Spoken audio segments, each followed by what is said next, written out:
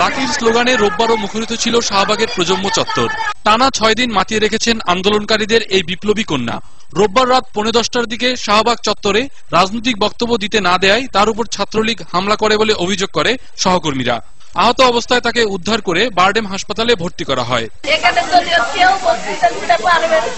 মানবতা বিরোধী এই আন্দোলনকে বাতিল করতেই পরিকল্পিতভাবে লাকির উপর হামলা করা হয়েছে বলে জানিয়েছেন তার সহকর্মীরা। ঘটনা ঘটানোর জন্য যারাই চেষ্টা করতেছে, আন্দোলনকে ধ্বংস করার জন্য তারা চেষ্টা করতেছে, এইটাকে আমাদের যারা আন্দোলন করছে আপনারা প্লিজ ওইটা এবং বলেন লাকির উপরে অ্যাটাক হয়েছে। সবাই স্লোগান দিচ্ছিল, তো হ্যাঁ আমি গান গাচ্ছিলাম। এমন সময় হঠাৎ করেই মানে আসলো, ওই তোফায়েল সাহেব সহ আওয়ামী লীগের পুরা মানে একদম সংসদ সদস্যরা সবাই হঠাৎ করে, আমরা ভাবলাম কি ব্যাপার, কি হয়েছে, এরকম সবাই একদল আসতেছে। এমন সময় মানে পুরা একটা হট্টগোলের মতো শুরু, বক্তৃতা দিবে।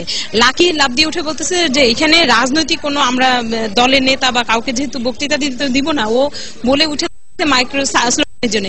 আর এমন সময় ওকে মানে এদিকে লাকির আহত হওয়ার খবর আন্দোলনকারীদের মধ্যে ছড়িয়ে পড়লে তাদের মধ্যে দেখা দেয় বিরূপ প্রতিক্রিয়া।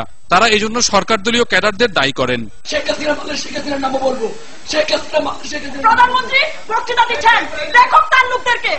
এই আন্দোলন কোনোভাবেই থামানো যাবে না বলে জানান বিক্ষোভকারীরা।